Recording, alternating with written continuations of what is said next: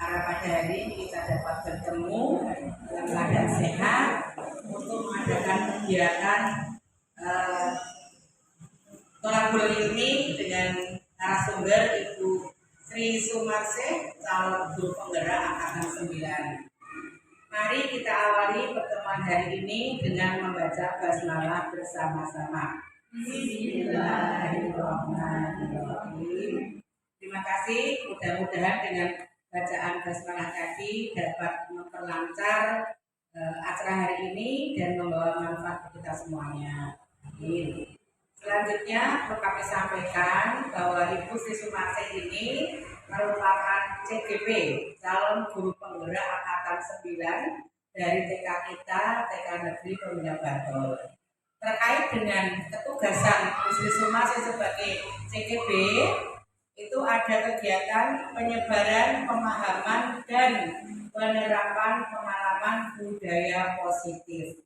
Nanti Bu Marsha akan menyampaikan paparannya, pemandu kegiatan hari ini, dan mohon partisipasi ibu semua untuk berperan aktif dalam kegiatan hari ini. Bu Sri Sumarsih sudah siap? Baiklah ibu-ibu, mari bersama-sama kita menyaksikan pemaparan dan nanti dilanjutkan dengan diskusi, sumbang saran atau apapun dari Ibu Sri Sumarsih selaku pemateri pada siang hari ini. Waktu Disertai pendidikan yang memberikan kesempatan bagi saya pribadi ya untuk berbagi, untuk belajar bersama ya.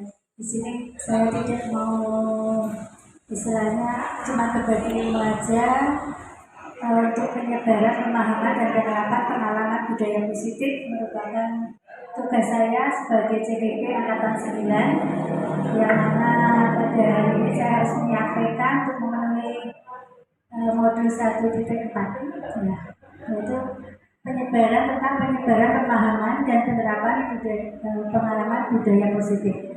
Apa itu budaya positif? Nanti di sini kita akan belajar bersama.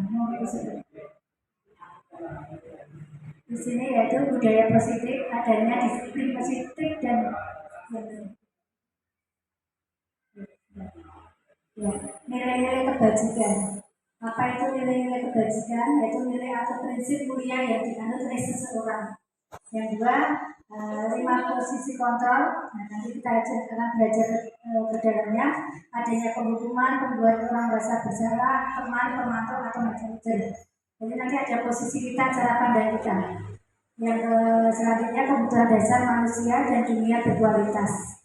Nah, adanya cinta kasih atau rasa memiliki dan dimiliki, penguasaan, kesenangan dan kebebasan.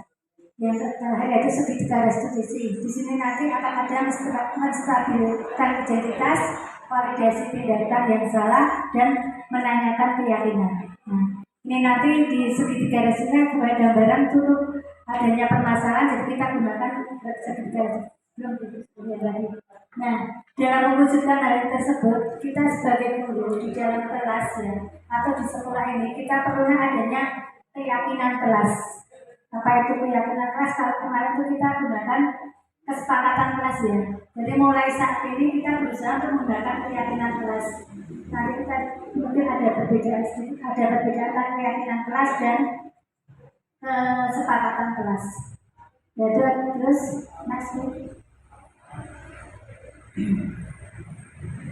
Disiplin positif ya. Menurut pengertian, disiplin berasal dari kata disiplina, artinya belajar. Disiplin mengacu pada disiplin diri yang memiliki tanggung jawab terhadap apa yang dilakukan berdasarkan nilai-nilai yang diyakini. Disiplin positif merupakan salah satu cara penerapan disiplin dengan tujuan menumbuhkan kesadaran serta memberdayakan peserta didik tanpa imbalan atau reward, ancaman atau hukuman. Nah, di sini mungkin kita masih sering menggunakan reward dan hukuman. Ternyata mungkin ada akibat yang kurang baik. Yang selanjutnya sebagai pendidik, tujuan kita adalah menciptakan disiplin diri sehingga mereka berperilaku mengacu kepada nilai-nilai kebajikan universal dan memiliki motivasi intrinsik dalam perilakunya. Yaitu mencapai kemerdekaan dan menciptakan nilai yang berbeda harus ada disiplin yang kuat. Jadi disiplin yang keras adalah disiplin dari diri tadi yang memiliki motivasi internal.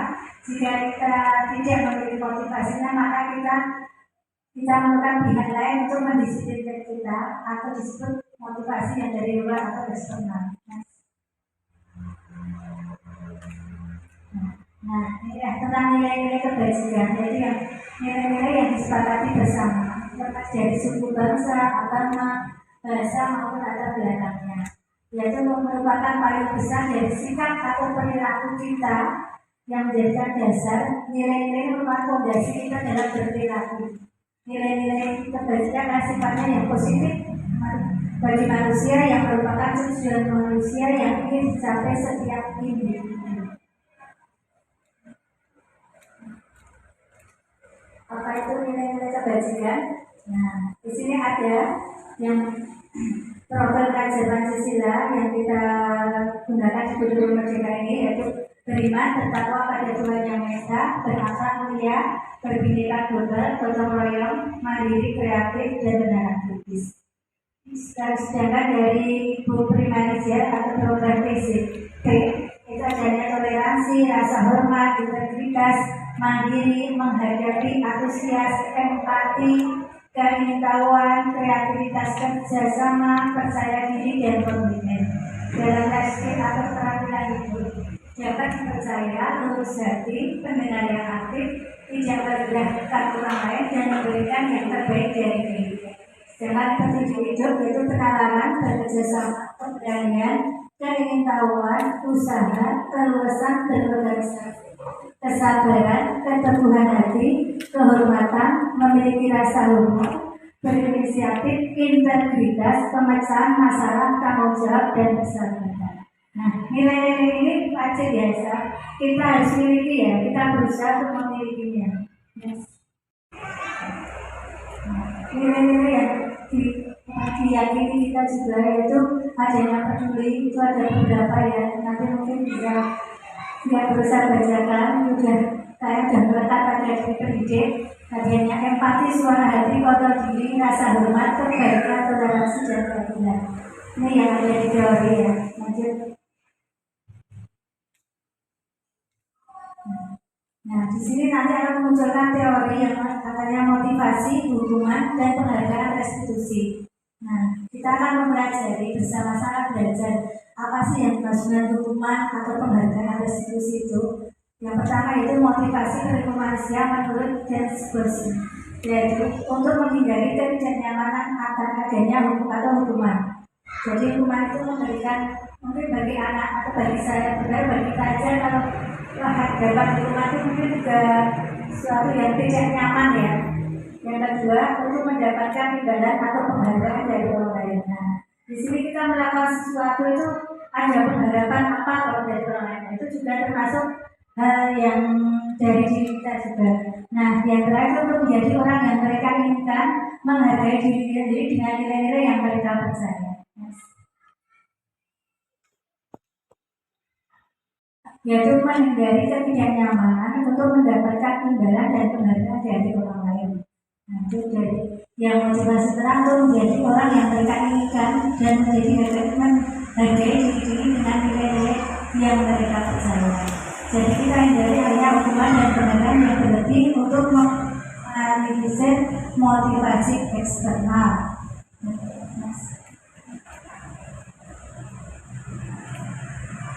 Hukuman, konsekuensi, dan restitusi. Hukuman itu bersifat tidak terencana, bersifat satu arah, yaitu dari guru memberikan siswa yang menerima. Konsekuensi sudah terencana, sudah ada persetujuan dibuat oleh guru murid mengetahui konsekuensi yang akan diterima jika kita melanggar. Sedangkan restitusi, proses penciptaan kondisi bagi murid untuk memperbaiki kesalahan bila kembali pada kelompok dengan karakter yang lebih kuat. Nah, di sini kita bisa dengan jelas ya, kita mengetahui tentang hukuman, konsekuensi, dan restitusi. Nah, bagi kita mungkin kita yang pas kita tanamkan dari kita, kira-kira yang mana itu? Restitusi. restitusi ya. Kita berarti mulai belajar ya, walaupun kalau kemarin kita masih menggunakan konsekuensi, kita akan beralih ke restitusi. Next. Sukses dan hukuman, sukses dan gagal. Kalau hukuman itu nanti kan cenderung ke gagal ya, ke prosesnya, ke akhirnya itu menjadi kegagalan. Sedangkan untuk disiplin yang dengan konsekuensi restitusi, kita nanti akan menuju ke sukses. Tapi di sini juga ada perbedaan antara konsekuensi dan restitusi. Nah, di sini ada beberapa, saya beranjak. Dan untuk yang sesuatu harus terjadi, restitusi merupakan pilihan ya, yang konsekuensi tidak nyaman untuk murid karena dia melakukan sesuatu nanti takut kalau ada konsekuensinya, mungkin buat kita sendiri juga. Kalau restitusi itu menguatkan untuk murid, jadi keyakinan ya, itu akan berlangsung ke jangka panjang. Selanjutnya kita merasa menjadi korban kalau konsekuensi itu ya, kalau bisa diabaikan. Kalau yang restitusi korban tapi mendapatkan ganti dari atas keputusan kita sendiri melakukan hal tersebut. Selanjutnya yaitu menghindari ketidaknyamanan untuk mendapatkan imbalan dan penghargaan dari orang lain. Nah, itu dari yang motivasi terang itu menjadi orang yang mereka inginkan dan menjadi menghargai diri dengan nilai-nilai yang mereka percaya. Jadi kita hindari hanya hukuman dan penghargaan yang berlebih untuk meminimalisir motivasi eksternal.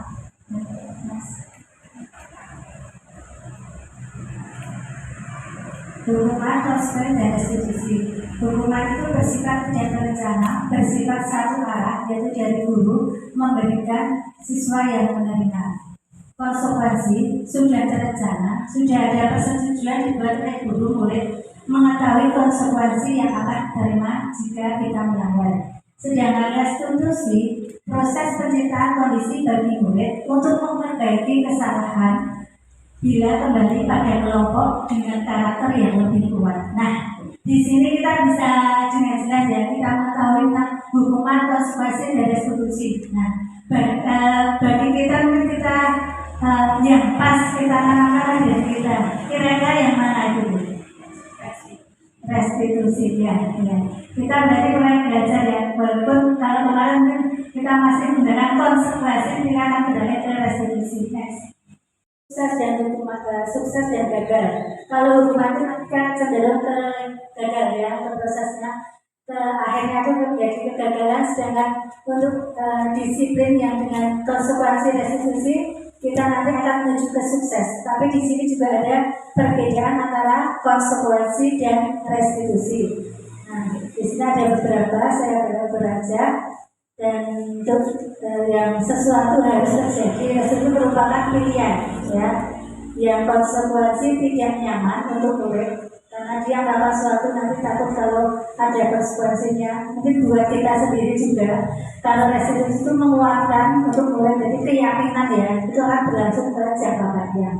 Selanjutnya kita merasa menjadi korban kalau konsekuensi itu ya, kalau bisa diabaikan. Kalau yang restitusi korban tapi mendapatkan ganti dari atas keputusan kita sendiri melakukan hal tersebut. Selanjutnya penghargaan atau hukuman adalah cara-cara mengontrol perilaku seseorang dengan mengajukan potensi untuk pembelajaran yang sesungguhnya.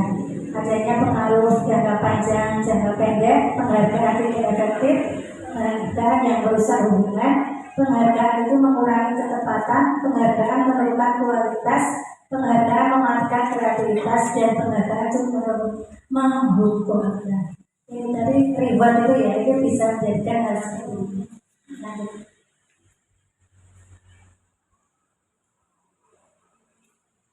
Nah, ini kita mulai dari kebutuhan dasar manusia dulu.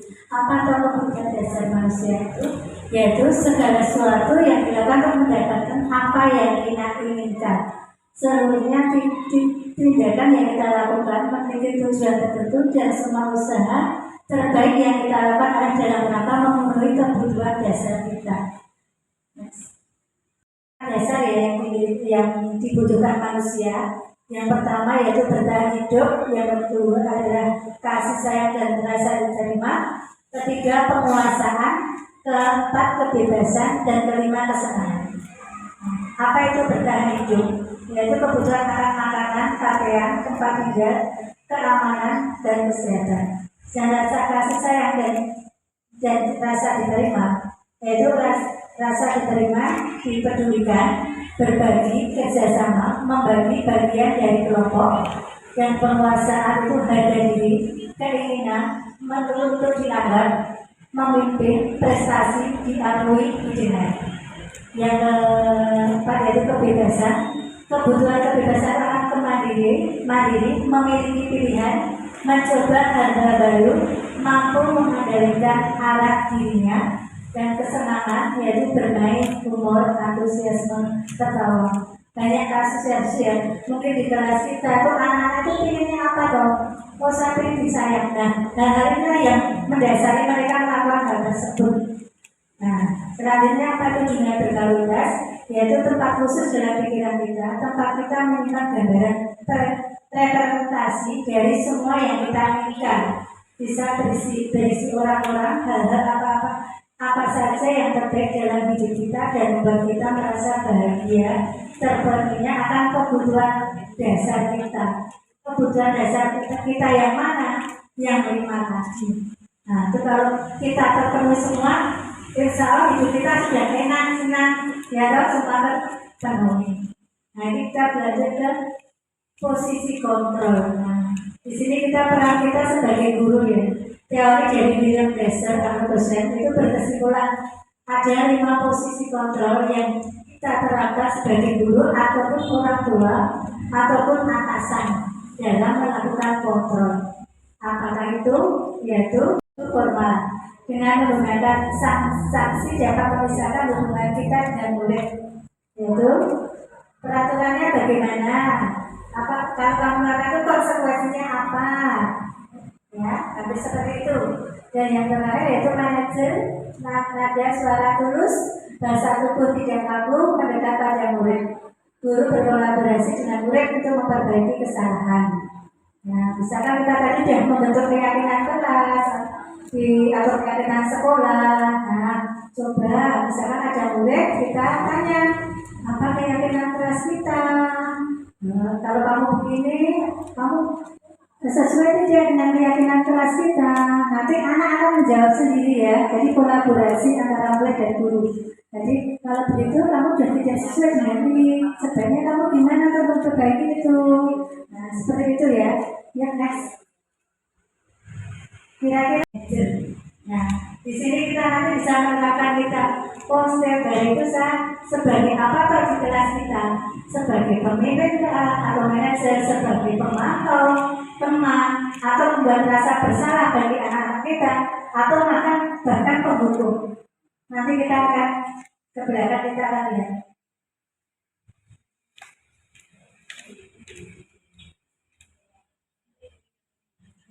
Seperti apa kalau penghukum itu? Ya, hukum itu nanti suaranya akan tinggi, ya, tinggi ya, bukan keras. Itu bahasanya, bahasa tubuhnya, matanya melotot. Oh ya, mungkin melotot ya. Jari-jarinya menunjuk dan menghadap. Bisa hukuman fisik ataupun sekali bisa verbal, ya. Nah, suara. Patuhi aturan saya atau awas, kamu selalu salah. Nah, itu kata-katanya ada yang mungkin hampir seperti itu. Nah, yang kedua, membuat merasa bersalah. Nadanya memelas, halus, sedih, bahasa tubuhnya merapat pada anak kecil, membuat merasa orang itu tidak nyaman, bersalah, rendah diri. Ya, mungkin ibu sangat kecewa dengan kamu. Beberapa kali kamu harus berapa kali ibu harus memberitahu kamu. Kita kan harus, tapi ini menurut anak ya, jadi anak merasa bersalah melakukan hal tersebut ya. Kita belajar sama, jadi kan kita terapkan aksi ya dengan kelas. Yang ketiga teman, nada suara ramah, akrab dan bercanda, bahasa tubuh merapat pada murid juga, senyum senyata. Ada hubungan baik, humor. Ayo bantulah demi saya ya. Ayo ingat tidak bantuan. Ayo ingat tidak bantu saya selama ini. Ya saya ingat bantuan, mana? Saya ingat tidak bantuan saya selama ini sambil senyum itu ya. Oh, terima-terimanya ya. Ada penghubung juga, penghubung, teman, pemantau. Kalau lebih dominan yang mana? Teman. Ya, kita menuju ke manajer ya. Yang saya itu di sini pembentukan keyakinan kelas ya. Keyakinan kelas itu yang bagaimana? Kemarin kita yang di sekolah kita bentukkan kesepakatan kelas ya. Nah, itu mulai kemarin saya buat juga ya dengan CGB ini saya buat dari keyakinan kelas untuk kesepakatan. Sama tidak tahu keyakinan dengan kesepakatan itu? Oh beda. Bedanya di mana Bu Siti? Kalau keyakinan itu ada dasar nilai-nilai kebajikan ya.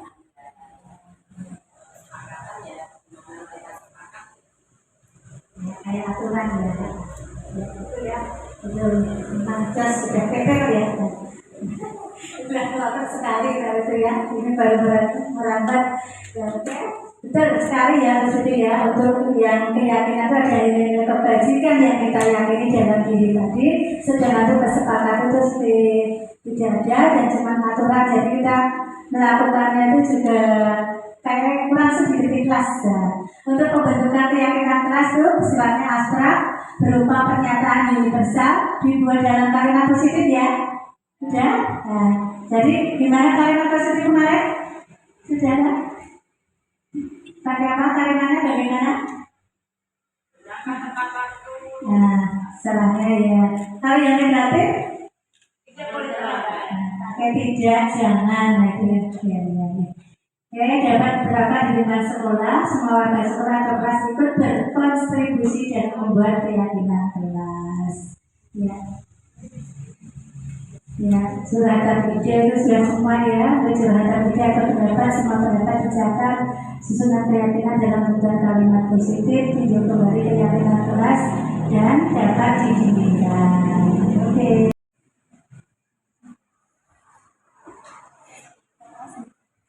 Nah, itu kita bacakan ya, keyakinan kelas itu kita bacakan setiap hari. Jadi anak-anak itu kan karena anak kecil ATK itu perlu pengulangan terus menerus. Kalau diingatkan atau kita aja sering lupa ya, anak-anak itu nanti akan dia setiap harinya akan keluar sendiri keyakinan mereka.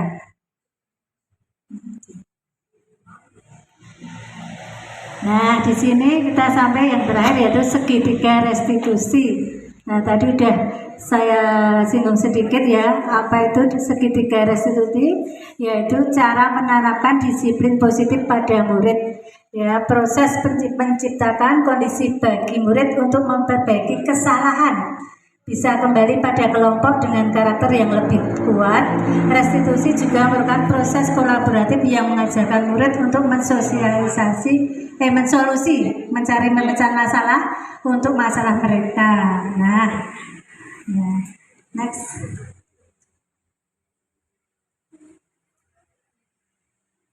Langkahnya yang pertama itu menstabilkan identitas. Seperti tadi, kalau kita menemui anak di kelas tadi, kita stabilkan dulu identitas tentang yang mereka perbuat itu bagaimana ya. Nanti di sana ada video yang selanjutnya itu validasi tindakan yang salah. Seperti dari nilai-nilai keyakinan mana, keyakinan kelas tadi yang dia sudah tidak pas di mana, nanti anak-anak akan menyebutkan sendiri. Nah, itu nanti validasi tindakan yang salah dan menanyakan keyakinan. Nah, ya sebaiknya bagaimana dia akan merubah perilakunya tersebut ya untuk tidak mau berbuat seperti itu. Dia akan mengetahui sendiri solusi dari masalah yang dia hadapi. Next. Karena kita tidak sempurna, saya sebagai guru itu juga pernah berbuat salah ya. Jadi di sini kita tidak mencari siapa yang salah, tapi mencari solusi dari permasalahan. Nah, Biasanya kalau di sini kan ditanyakan, kamu begitu tuh kenapa? Nah, nanti ada kebutuhan dari 5 dasar kebutuhan tadi yang dipenuhi anak apa? Dia ingin diperhatikan atau melakukan hal tersebut, atau dia kebutuhannya ingin bertahan hidup. Biasanya anak yang suka apa? Meminta bekal teman. Nah, padahal biasanya dia tuh punya, contohnya punya bekal banyak, tapi pengen punya temannya. Nah, itu nanti bisa permasalahan bermacam-macam. Ya.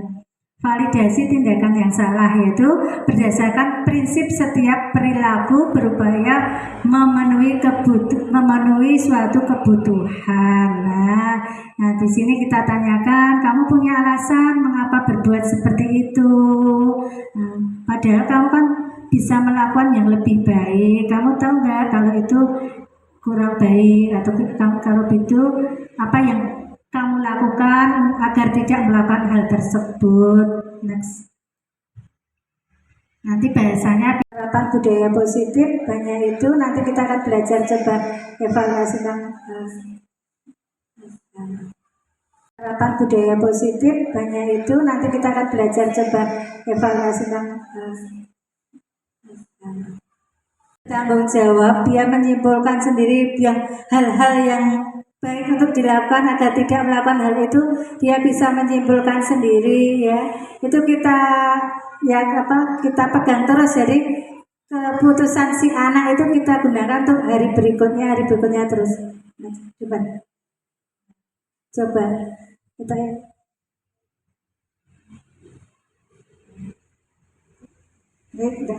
mengamati anak didiknya yang bernama Iksan. Setiap jam makan bekal, Iksan selalu minta bekal yang dibawa oleh teman-temannya. Nah, di sini si Iksan ini berusaha untuk memenuhi kebutuhan apa? Kira-kira ya, kebutuhan hidup. Coba ke kebutuhan hidup tadi ke depan. Makanan, pakaian, tempat tinggal, bertahan hidup. Nah, berarti dia punya bekal ya. Setiap jam makan bekal, meminta bekal dasar yang berusaha. Bekal hidup bisa ada yang lain mungkin. Tadi dari kelima kebutuhan dasar manusia. Nah, Bu Jani sedang menjelaskan pelajaran bahasa Inggris di depan Pak Madulis. Namun beliau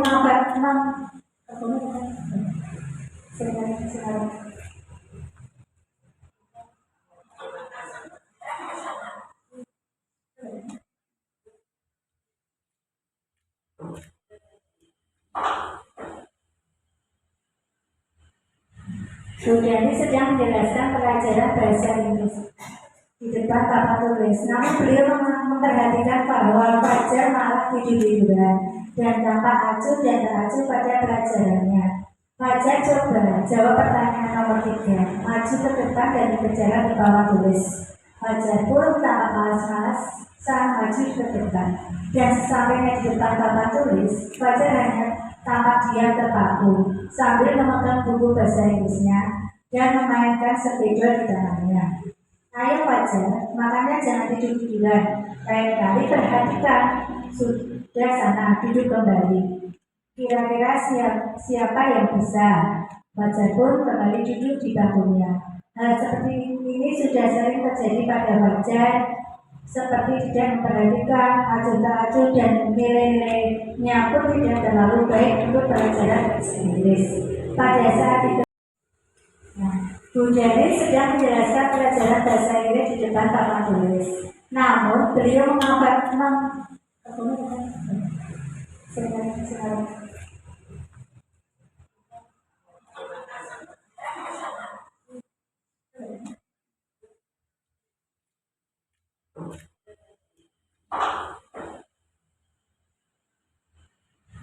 Sudani sedang menjelaskan pelajaran bahasa Inggris di depan papan tulis. Namun beliau memperhatikan bahwa pelajar malah tidur-tiduran dan tampak acuh dan tak acuh pada pelajarannya. Pelajar coba jawab pertanyaan nomor 3. Maju ke depan dan berjalan di bawah tulis.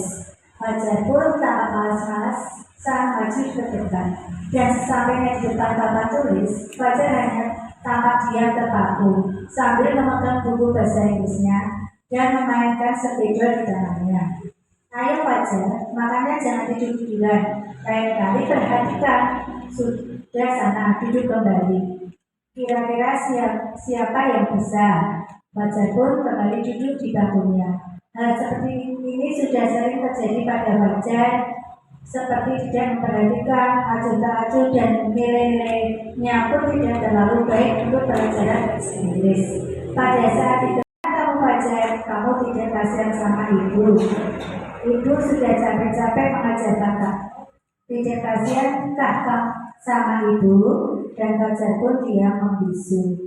Coba Bu, kita bersama-sama mengulas kasus yang kedua ini dari tadi slide biasa baca biasa uraikan tadi di atas. Mungkin ada beberapa yang kita posisi kontrol. Posisi kontrol nanti ada berapa Bu? Yang terakhir yang manajer pembuat rasa bersalah. Nah itu kira-kira posisi kontrol yang diambil Ibu Dani itu apa? Pembuat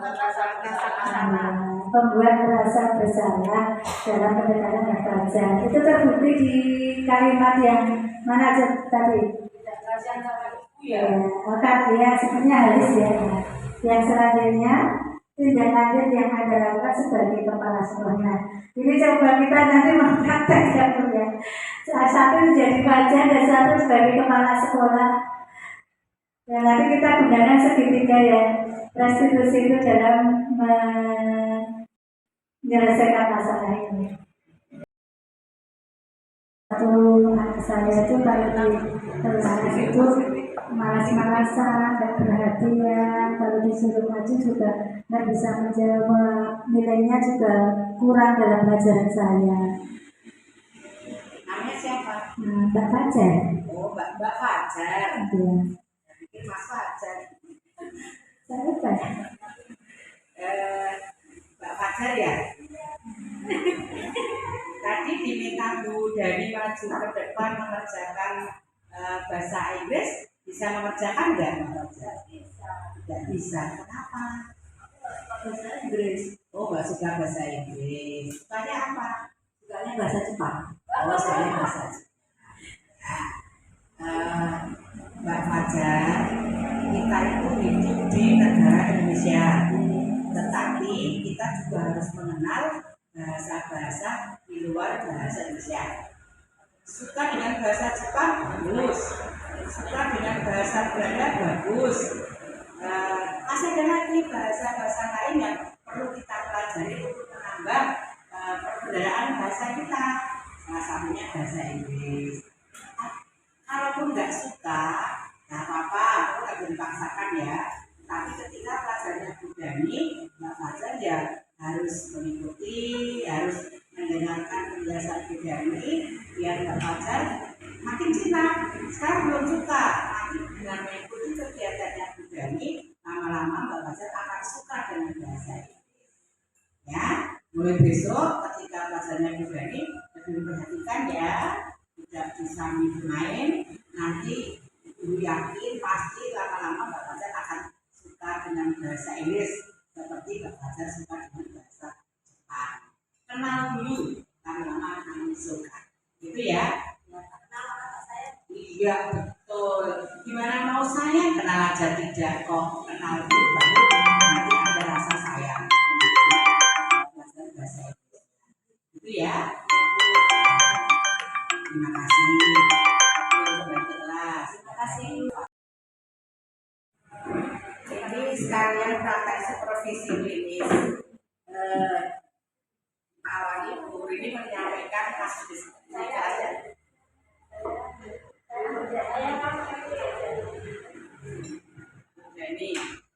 Ini siapa ini? Ini Fajar.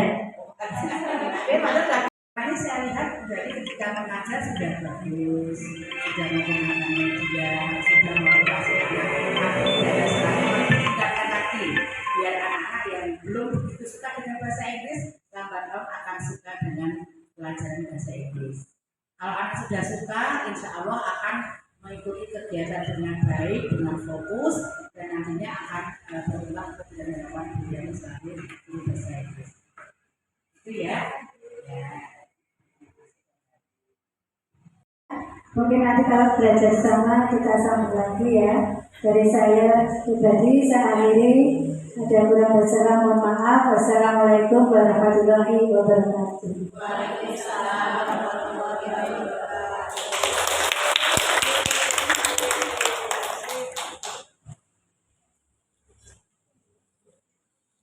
Sekali lagi aplaus buat Ibu Sumarse.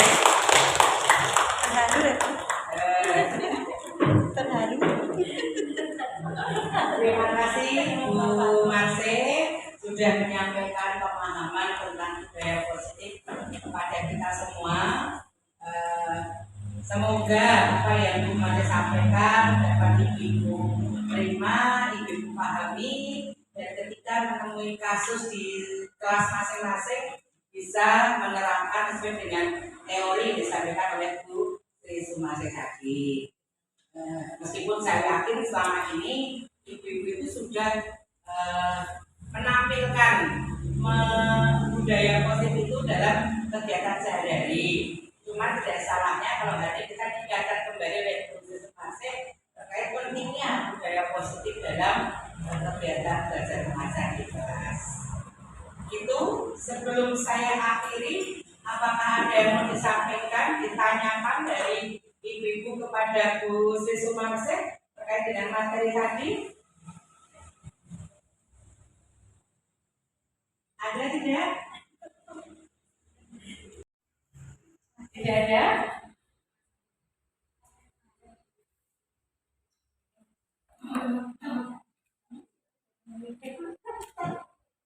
Monggo, satu pertanyaan. Silakan. Nanti biar dijawab Bu Marse. Kalau Bu Marse belum memuaskan ibu bisa ditambah dengan ibu yang lain bisa menambah jawabannya. Ada yang ditanyakan?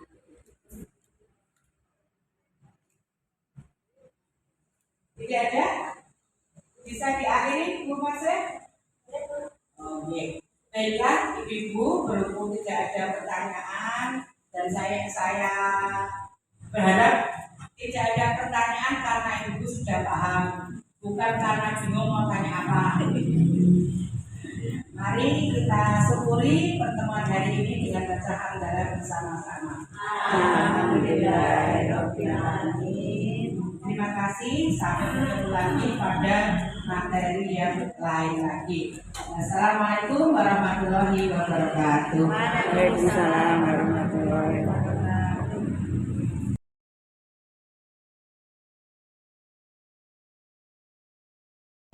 Assalamualaikum warahmatullahi wabarakatuh.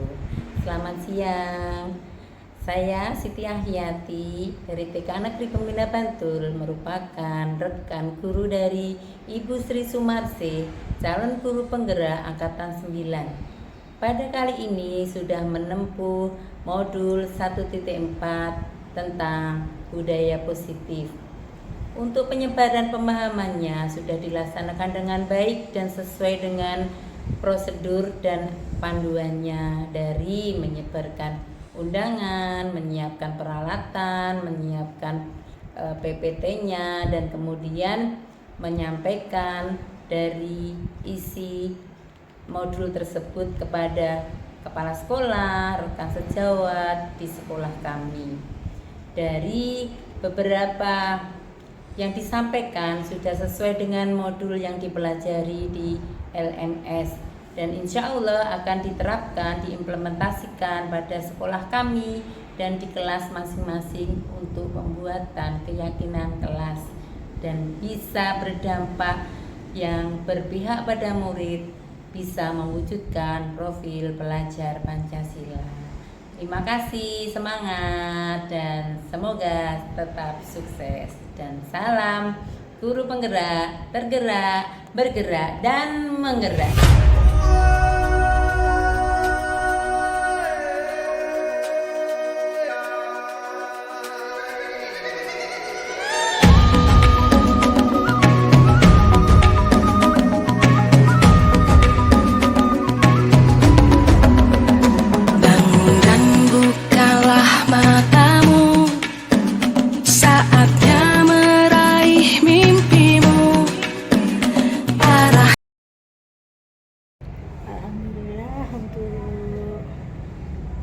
Proses pemahaman diseminasi budaya positif telah selesai saya laksanakan dan alhamdulillah berjalan dengan lancar, walaupun kemarin saya masih merasa agak belum percaya diri dalam melakukannya karena mengingat mengatur jadwal sama teman-teman itu sangat sulit karena mereka punya kesibukan masing-masing dan teman saya itu juga lebih senior dari saya, mereka lebih pengalaman, lebih banyak makan garam di dunia pendidikan. Ada kekhawatiran saya pribadi apakah mereka itu nanti mau menerima pemahaman dari saya tentang budaya positif. Ternyata mereka sangat tertarik karena budaya positif adalah hal yang baru bagi mereka. Dan yang selanjutnya saya juga kemarin belum terbiasa untuk berbicara di depan umum, sehingga saya perlu membangun kepercayaan diri dalam diri saya. Dan saya juga benar-benar harus menguasai materi yang saya sampaikan tersebut. Alhamdulillah semua teman memahami dan sangat antusias mengikuti kegiatan diseminasi penyebaran budaya positif yang saya laksanakan. Dan saya sangat bersyukur dan berterima kasih kepada teman-teman saya di TK Negeri Pembina Bantul, terutama Ibu Kepala Sekolah yang telah memberikan waktu kepada saya dan tempat untuk melaksanakan diseminasi pemahaman budaya, penyebaran budaya positif. Assalamualaikum warahmatullahi wabarakatuh.